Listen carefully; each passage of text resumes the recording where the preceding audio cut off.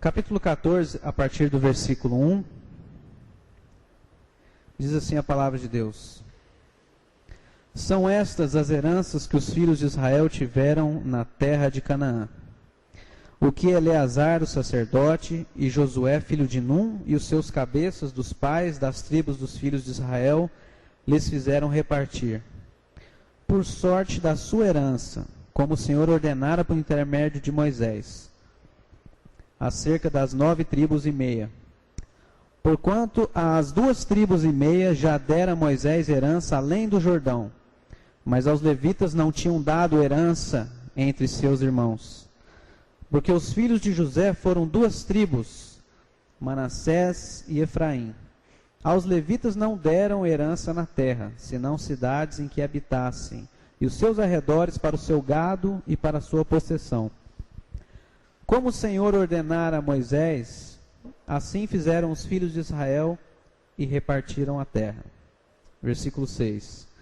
Chegaram os filhos de Judá a Josué em Gilgal, e Calebe, filho de Jefoné, o quenezeu, lhe disse: Tu sabes o que o Senhor falou a Moisés, homem de Deus, em Cades Barneia, a respeito de mim e de ti. Tinha eu 40 anos, quando Moisés, servo do Senhor, me enviou de Cades Barneia para espiar a terra. E eu lhe relatei como sentia no coração. Mas meus irmãos, que subiram comigo, desesperaram o povo. Eu, porém, perseverei em seguir o Senhor meu Deus. Então Moisés, naquele dia, jurou dizendo: Certamente a terra em que puseste o pé será tua e de teus filhos, em herança perpetuamente, pois perseveraste em seguir o Senhor, meu Deus. Eis agora, o Senhor me conservou em vida, como prometeu, 45 anos há, desde que o Senhor falou esta palavra a Moisés, andando Israel ainda no deserto. E já agora sou de 85 anos. Estou forte, ainda hoje, como no dia em que Moisés me enviou. Qual era a minha força naquele dia, tal ainda agora, para o combate, assim para sair a ele, como para voltar. Agora, pois, dá-me este monte, de que o Senhor falou naquele dia. Pois naquele dia ouviste que lá estavam os Enaquins e grandes e fortes cidades. O Senhor, porventura, será comigo para os desapossar, como prometeu. Josué o abençoou e deu a Calebe, filho de Jefoné, Hebrom, em herança. Portanto, Hebrom passou a ser de Calebe, filho de Jefoné, o quenezeu, em herança até o dia de hoje, visto que perseverara em seguir ao Senhor, Deus de Israel. Dantes, o nome de Hebrom era Criate Arba. Esse Arba foi o maior homem entre os Enaquins. E a terra repousou da guerra. Vamos orar mais uma vez? Senhor Deus, nessa terra, Pai, que está tão castigada por esse sol, nesses dias quentes, nós queremos te pedir que, acima de tudo, o Senhor aqueça o nosso coração essa noite. O Senhor fale profundamente a cada um de nós aqui, trazendo mananciais de vida aonde estiverem secos os chãos, trazendo verde onde tudo está pálido, está desidratado, Pai, especialmente a nossa alma. Nós clamamos pelo sangue de Jesus, que comprou por preço sem medida nossa salvação. Nós clamamos pelo Teu Espírito Santo, que nos selou para a eternidade. E nós agradecemos a Ti, Criador dos céus e da terra, porque o Senhor nos dá essa porção tão rica da Tua palavra nessa noite. Que cada um de nós aqui possa ser um canal da Tua bênção, um canal do Teu óleo precioso, para que levemos, Pai, como vasos que somos, a outras pessoas, a Tua vida. Em nome de Jesus. Amém.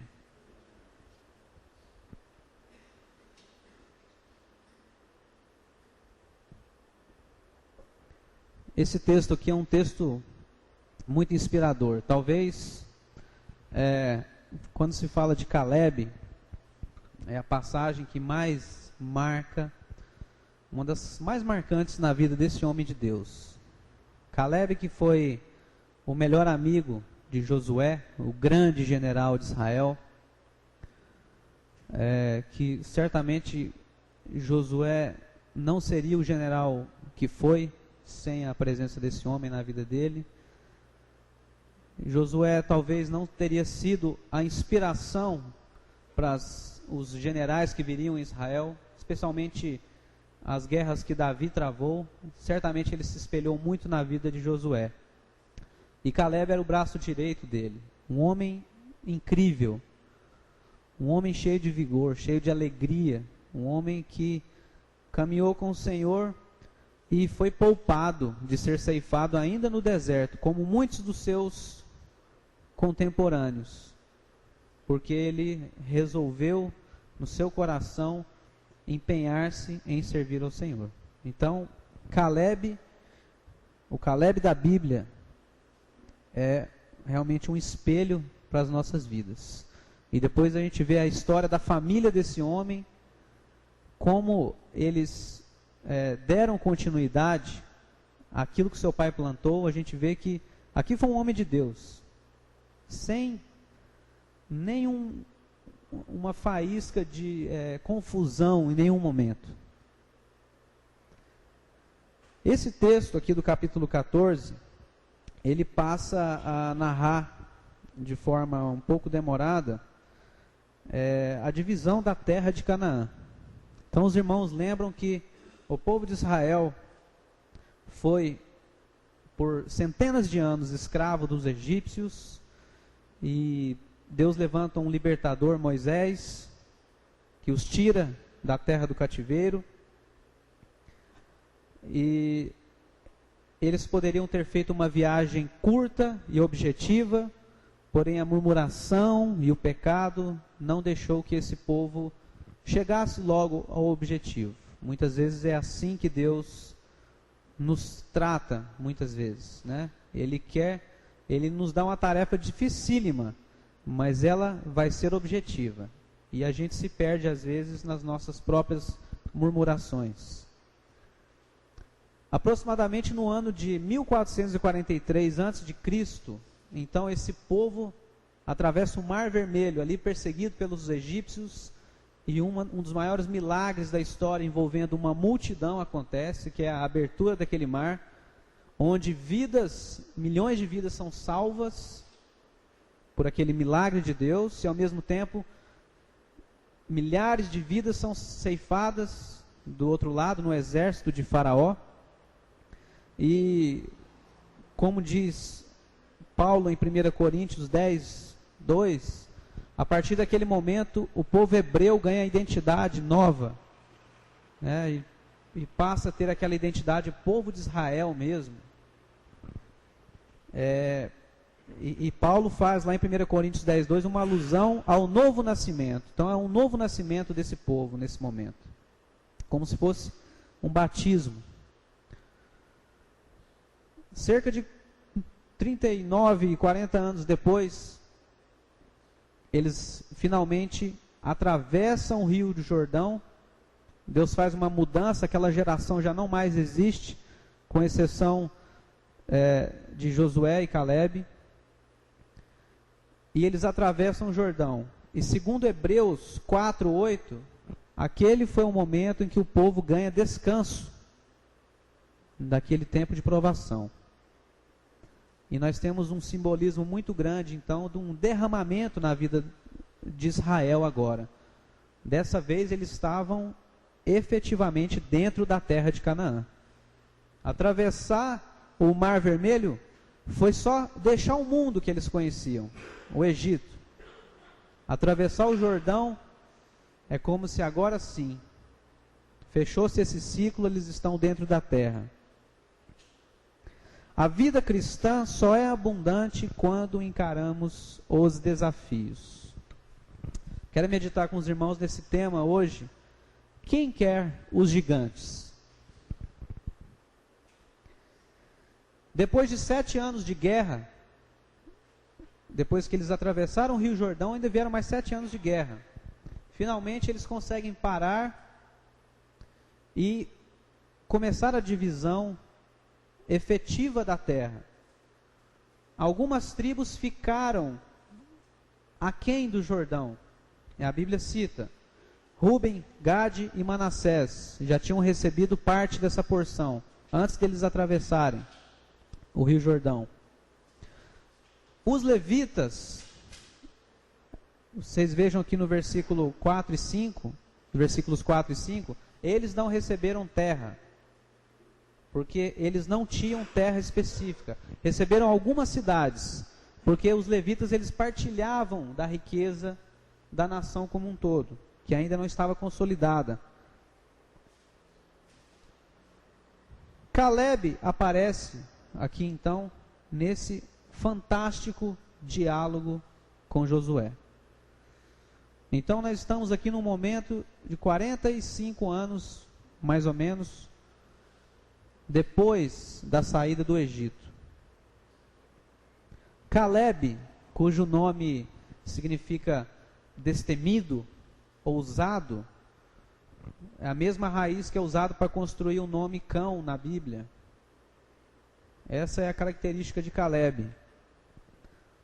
Lembrando que ele, além de ser o melhor amigo de Josué, foi um dos 12 espias que foram lá reconhecer a terra. Então, usando a linguagem aqui nordestina, ele era um dos 12 cabra-machos que entraram lá antes de todo mundo. Vocês imaginam, você entrar com 1000 pessoas é fácil, no meio de um lugar que o pessoal não está muito interessado em você. Agora, 12 pessoas num grupo pequeno, né? E na verdade, entraram 12 cabra-macho, mas voltaram 10 bezerrinhos, né? Só voltaram 2. E um deles era Calebe. Nós vemos que quando ele começa esse diálogo com Josué, Calebe agora, ele resgata algumas informações. Então, em primeiro lugar, meus irmãos, quem quer os gigantes? É uma pergunta diante desse contexto aqui, de gigantes de verdade. Nós vivemos numa época hoje em que gigantes não são muito populares na nossa cultura. A nossa cultura hoje, ocidental, especialmente a brasileira, é a cultura da coisa fácil, né? Tudo hoje tem que ser fácil e rápido, senão não me serve. Eu quero ficar, como usa a expressão popular, eu quero ficar de boa. Não é assim que se fala hoje em dia?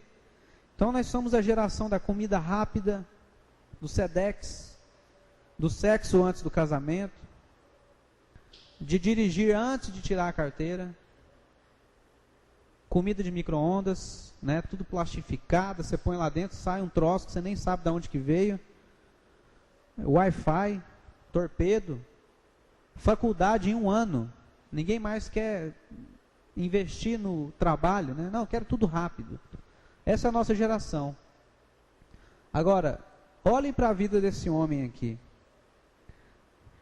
45 anos atrás, ele tinha recebido uma promessa de Moisés. Moisés já tinha morrido há muitos anos. Porque num momento de impaciência, ele fez uma bobeirinha lá, aos nossos olhos. Deus falou para ele tocar a rocha e Deus falou para ele comandar a rocha e ele deu uma varada na rocha, né, que simbolizava a presença de Deus. E aí Deus falou assim, peraí, não é assim não. Como muitas vezes nós falamos com os filhos, né, quem é pai sabe. Peraí, não é assim não. O que eu te falei para fazer? E aí por causa disso, né, muita gente acha que foi injustiça de Deus. Moisés não entrou na terra. Deus mandou ele subir lá em cima da montanha e falar, olha, tá vendo? Você podia ter entrado. Por causa daquilo lá, você não vai entrar. Nossa, mas que Deus mau é esse? Não, Deus é justo e Deus é santo. Então, meus irmãos, não vamos brincar com Deus. Moisés havia feito a promessa a Calebe, Moisés morreu, Josué era testemunha, E agora, nesse diálogo, Caleb está relembrando a Josué aquilo que havia sido prometido. Versículo 6. Caleb diz a Josué em Gilgal. Gilgal foi o primeiro acampamento da terra prometida. Ele escolheu um lugar bem estratégico. Ele relembra Josué, fala: olha, eu tinha 40 anos, lembra aquela promessa 45 anos atrás? Não esqueci não. O livro de Jó diz lá no capítulo 31, versículos 5 a 6, que não há vitória se o meu coração segue os meus olhos. Josué, diante daquele contexto, era um homem já de 85 anos, ele podia olhar à sua volta e falar assim: ah não, me dá uma taperinha ali, perto do córrego, tá bom. Mas não. Ele se mostrou que era o mesmo homem que entrou na terra com aqueles 11 caras e foi lá buscar cacho de uva como uma amostra grátis da terra. Ele falou: eu sou esse mesmo homem, eu não esqueci da promessa. Eu vim aqui cobrar. Jesus, ele, lá em João 20, 29, também diz uma coisa muito relacionada a isso. Bem-aventurados os que não viram e creram. Caleb, quando ele recebeu a promessa, ele não sabia o que ia acontecer 45 anos depois. Mas ele creu e guardou isso no seu coração. E não esqueceu disso. Caleb acreditou. Caleb acreditou.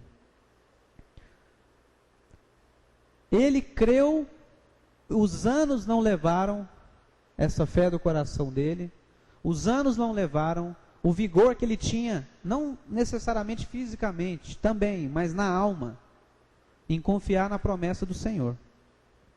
Caleb acreditou. No versículo 8, nós vemos também que além de Caleb acreditar, Caleb soube esperar. Caleb aguardou. Olha o que diz o versículo 8. Meus irmãos que subiram comigo desesperaram o povo. Eu, porém, perseverei em seguir o Senhor meu Deus. Gente, olha o tanto que isso é sério. Em primeiro lugar, Caleb acreditou. 12 homens foram responsáveis por fazer uma visita prévia à terra para fazer uma análise de como a gente ia começar a atacar aquelas tribos idólatras. Era isso que era o objetivo. Deus já havia falado que a terra era boa. Esses 12 homens que entraram, 10 voltaram amarelando, dizendo: nós somos como gafanhotinhos, tem gigantes na terra, tem esse cacho aqui de muitos quilos, esse cacho de uva aqui dá para fazer vinho para muita gente, mas esquece, tem gigante na terra. Josué diz então que os seus companheiros desesperaram o povo, mas ele diz aqui: eu, porém, perseverei em seguir o Senhor. Como afirma o profeta Isaías, no capítulo 40, versículo 31, os que esperam no Senhor renovam as suas forças, sobem com asas como águias, correm e não se cansam, caminham e não se fatigam. Veja como é interessante aguardar, esperar no Senhor. Você tem uma renovação total do seu ser. E essa ilustração da águia aqui é muito curiosa, porque, não sei se os irmãos já viram, muito semelhante ao que os urubus fazem, os gaviões, que eles abrem as asas e não batem muito as asas, né? O vento leva eles cada vez mais alto. Na verdade, se eles não fecharem as asas, eles continuam subindo. E os que esperam no Senhor sobem com asas como águias. No versículo 9, ele lembra Josué: naquele dia jurou dizendo: certamente a terra em que puseste o pé será tua e de teus filhos. em herança perpetuamente, pois perseveraste em seguir o Senhor meu Deus. Veja que, muito diferente dessa teologia que é pregada por aí hoje em dia, do supermercado gospel, eu quero, eu posso, eu vou, não é assim que Deus nos trata quando Ele promete algo para nós. Veja que o grande Moisés, que foi um dos maiores profetas de Israel, ele disse que essa herança vai ser sua porque você perseverou em seguir ao Senhor. E Moisés vai além quando ele fala isso a Caleb. Olha o que ele diz: perseveraste em seguir o Senhor meu Deus. Muitas vezes as pessoas esperam no Senhor também, como Caleb, mas esperam na coisa errada. Esperam naquilo que elas engendraram para si mesmas. Muitas vezes as pessoas, elas aguardam aquilo que elas projetaram. E isso em momento algum veio do trono de Deus. As coisas de Deus são boas? São.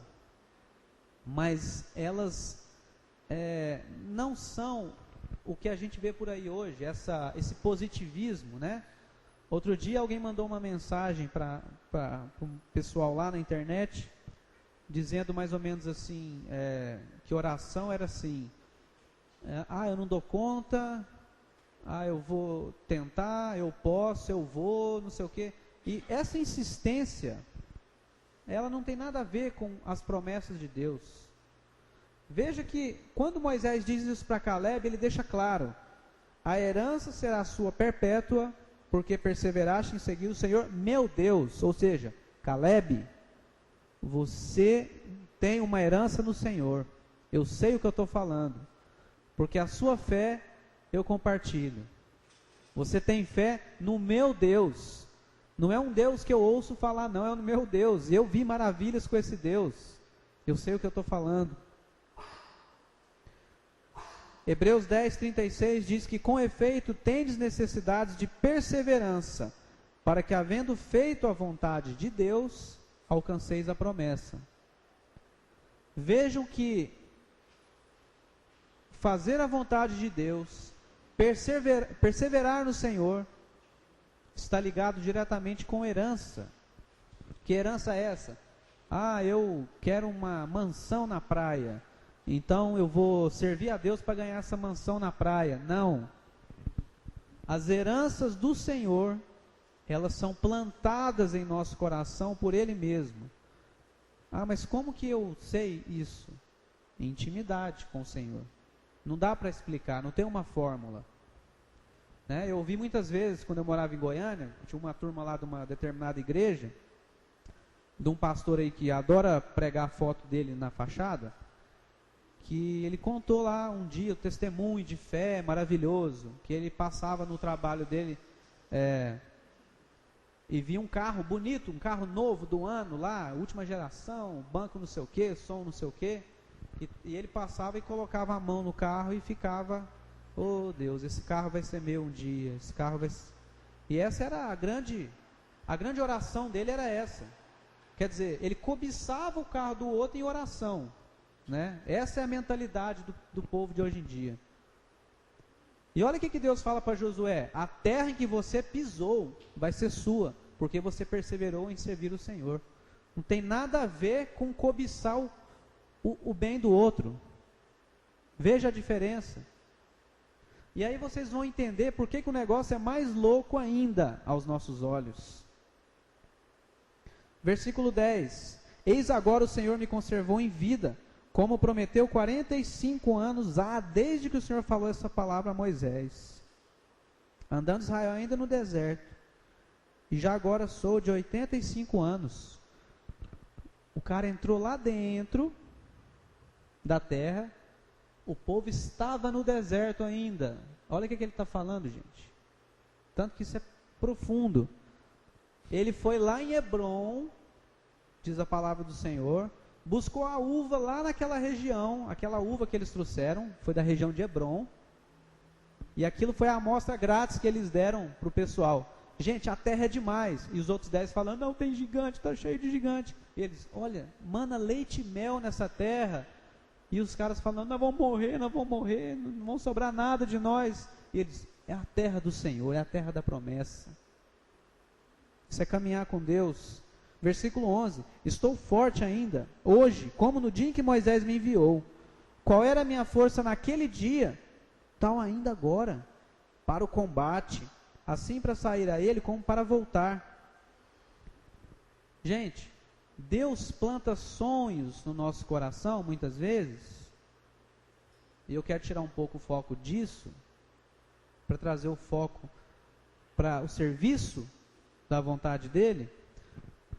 Ele nos dá alguma herança, seja ela material, especialmente espiritual, é para que nós aprendamos a perseverar na promessa, porque Ele nos preserva e garante essa herança.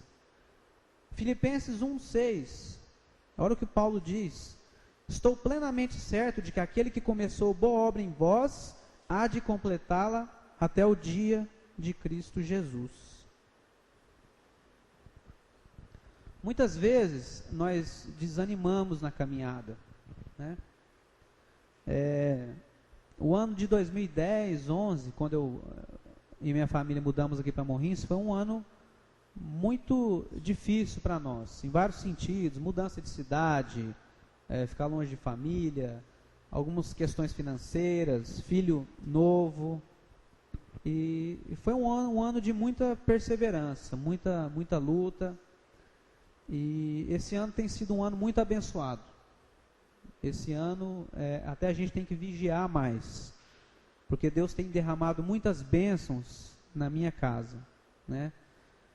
E nós temos que aprender, como Paulo diz aqui também, em Filipenses, aquele que começou a boa obra, ele há de completá-la, até o dia de Cristo Jesus, até o retorno do Salvador. É nisso que nós temos que nos apegar. Então você tem aqui Caleb, 85 anos, lembrando um negócio que Moisés falou lá no deserto, né? Ele podia pensar assim, Moisés falou, mas não precisa ser aquilo lá não, tá bom, eu estou velhinho já, me dá uma taperinha aí. Não, Hebrão não, Hebrão está alto, é lá em cima da montanha, me coloca ali debaixo daquelas árvores, perto do córrego ali, eu não vou incomodar ninguém não.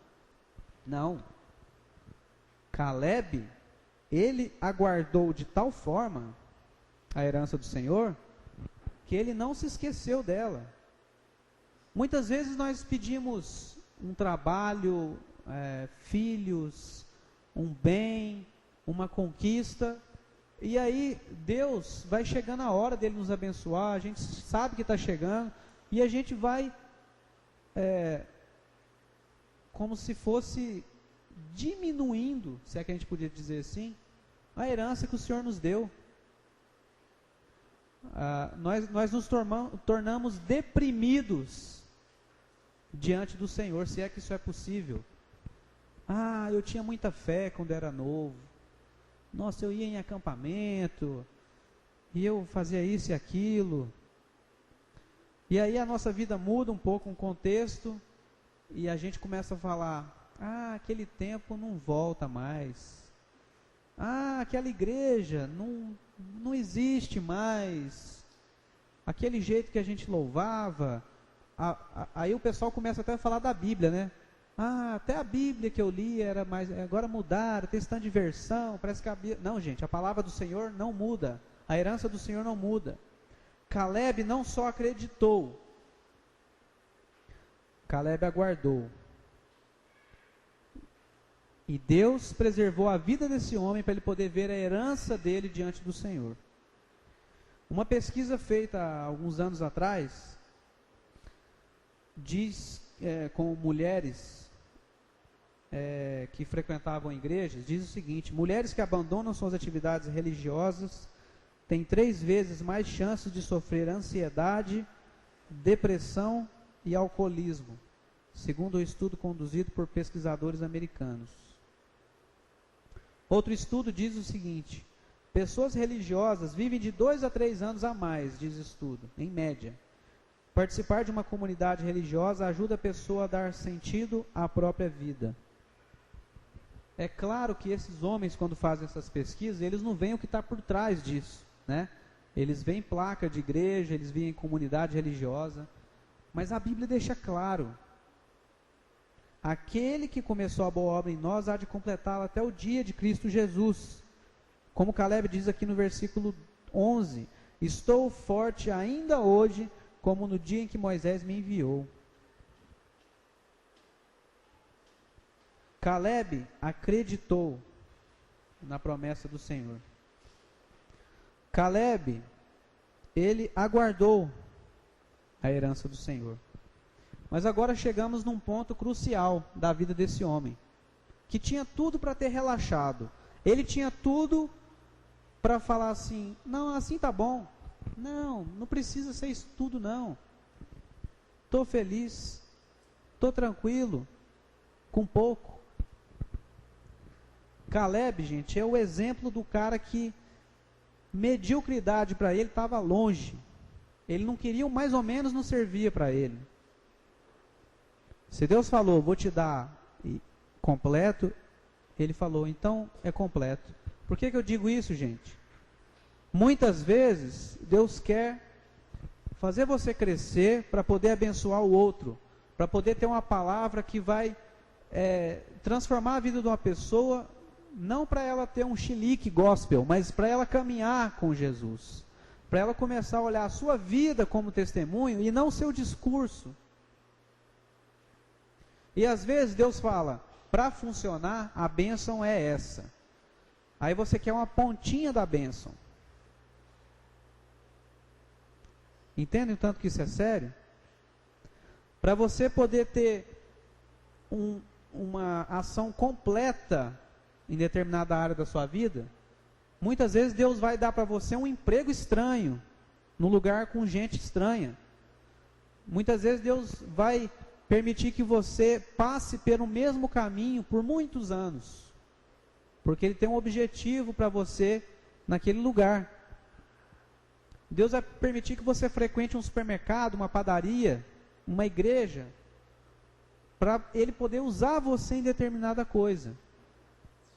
E aí você não entende, não espera, não acredita, não aguarda no Senhor.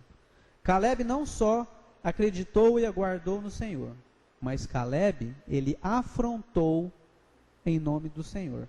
Veja que no versículo 12, depois que ele explica tudo para Josué, lembra a memória de Josué, ele fala, então Josué, dá-me esse monte de que o Senhor falou naquele dia,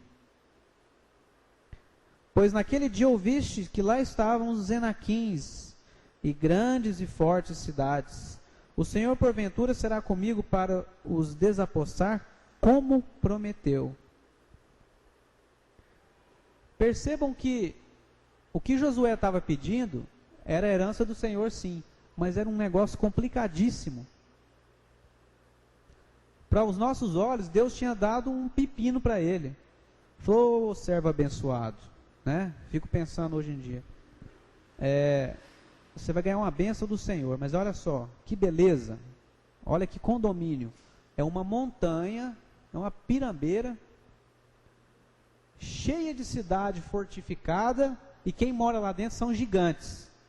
É só você resolver esse pequeno probleminha, pode ficar para você, é tudo seu e da sua família. Gente, esse homem, ele vai além disso tudo.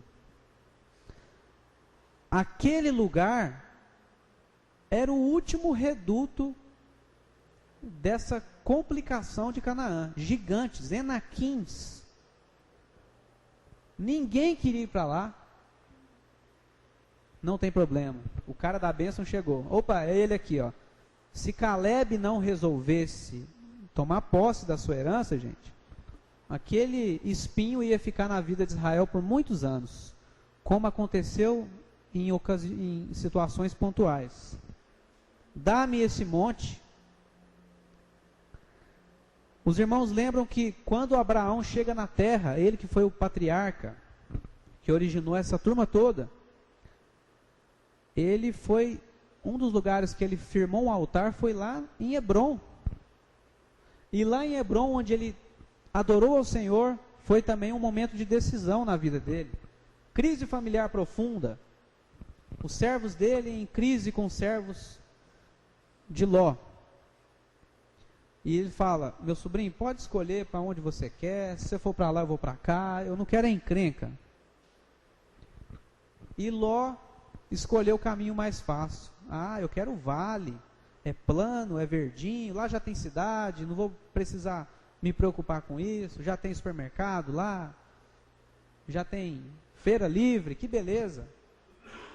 Perto do rio, tudo verdinho. Abraão falou, pode ir. Só que o vale, na Bíblia, muitas vezes ele simboliza o oposto da montanha. A montanha que é o lugar próximo do céu, próximo do Senhor. O vale, na Bíblia, ele tem um simbolismo, muitas vezes, de mundanismo. É o lugar das coisas fáceis. Moisés também, quando ele queria um momento de decisão espiritual na vida do povo, era no monte que ele ia. Assim como o Mestre Jesus, muitas vezes ele se retirava para a montanha, para o monte, para poder orar. A montanha fala da presença de Deus. Só que subir montanha, gente, muita gente quer às vezes a presença de Deus, quer muita coisa, mas não se pergunta, como é que eu vou subir montanha? Para subir montanha tem que ter um plano, um preparo, tem que ter provisões e tem que ter tempo. Porque o caminho é complicado. Versículo 12. Naquele dia ouviste que lá estavam os Enaquins e grandes e fortes cidades. O Senhor porventura será comigo para os desapossar como prometeu. Gente, sombra, água fresca e boa vizinhança é diferente da vida cristã. A vida cristã geralmente ela vem com desafios, ela vem com encrenca, ela combina mais com sol, lama e inimigos. O negócio vai ficar quente para o seu lado, você vai atolar seu pé e muita gente não vai gostar do que está acontecendo. Experimenta. Experimenta ficar com a sua vida xoxa na presença de Deus, fazendo muitas concessões aqui e ali, e vê se o incômodo dá uma sumida lá no seu local de trabalho, na sua escola, na sua casa. Agora começa a caminhar com Deus. Começa a buscar o Senhor. Você vai ver encrenca aparecendo para todo lado. É gente olhando torto para você, é gente achando que você está espiritual demais. Os Anaquins ou Enaquins eram gigantes, gigantes mesmo, homens altos e fortes, acima da estatura média normal e guerreiros por natureza. As cidades que eles viviam tinham muros altos também e muros fortes. Caleb olha para aquilo tudo, montanha, cidade, muro alto, gigante, falou, como a gente usa a expressão aqui em Goiás, né? Vem em mim. Se é isso que Deus me deu, então deve ser muito bom.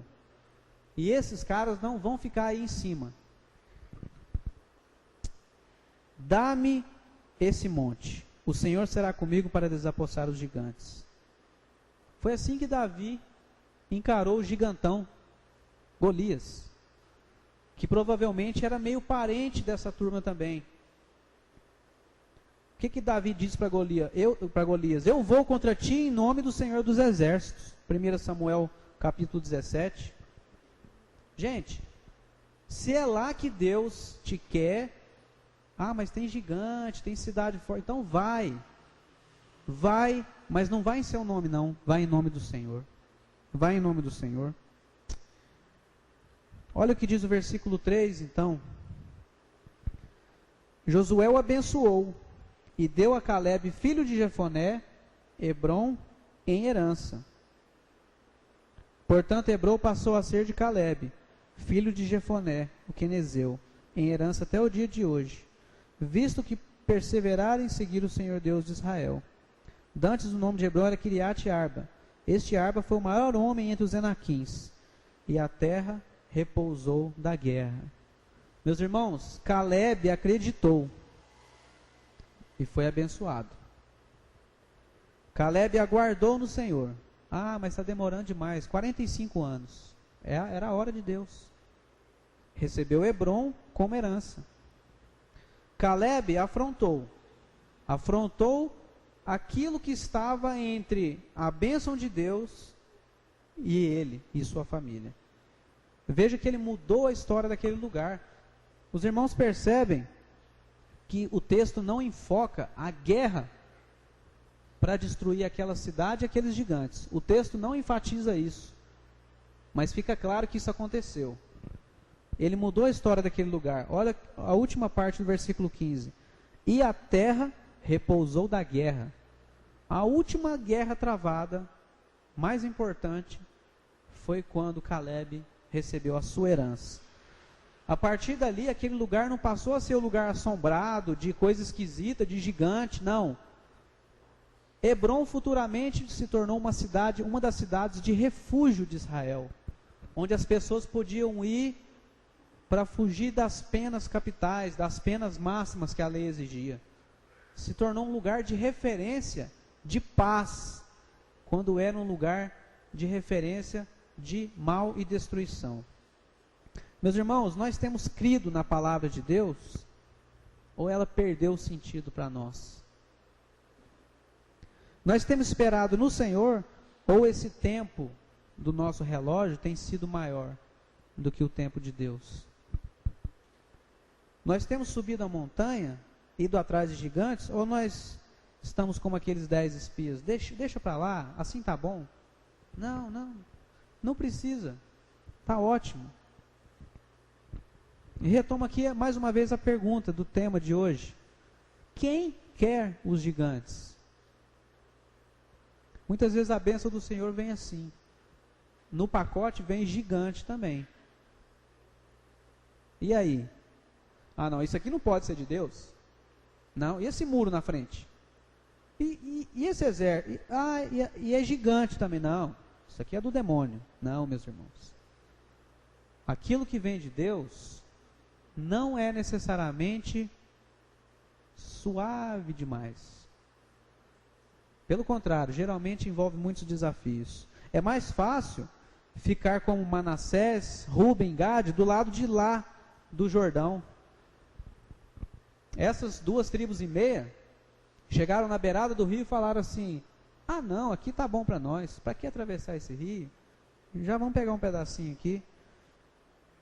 Quem de nós pede essa unção de Caleb? A unção de desbaratar gigantes. Não é uma coisa que nós podemos começar a orar para Deus? Certamente ele foi um homem que se destacou. Quando nós orarmos, meus irmãos, e meditarmos na palavra de Deus, vamos pensar em Caleb. Nesse momento aqui no final da sua vida, em que ele lembra aquilo que Deus havia prometido, ele está firme na palavra do Senhor, e ele fala assim: olha, naquela época já era complicado, hoje mais ainda, mas se é de Deus, eu quero com o gigante tudo. Eu quero os gigantes. Vamos orar? Baixe sua cabeça e pense na sua vida. Alguns gigantes que apareceram na sua frente, eu tenho certeza que você olhando do lado de lá desses muros, você vê que algo importante de Deus aguarda, mas na sua vida precisa de haver movimento, precisa de haver disposição, precisa haver vontade de guerrear mesmo, mas em nome do Senhor. Não contra carne e sangue, mas contra muitas vezes nosso coração duro, contra o inimigo, contra o nosso próprio eu. Senhor Deus, nós queremos nessa noite, Pai, pedir que o Senhor fale ao nosso coração e renove nosso vigor como o Senhor fez com Caleb. Nós queremos olhar para a montanha, nós queremos poder enxergar aquilo que é bênção do Senhor e queremos poder encarar esse desafio. porque nós queremos crescer mais no Senhor e na tua palavra. Em nome de Jesus. Abençoa a vida de cada um aqui hoje, a vida de cada família, para a honra e glória do teu nome, e aplique essa palavra aos nossos corações, a começar da minha casa. Em nome de Jesus. Amém.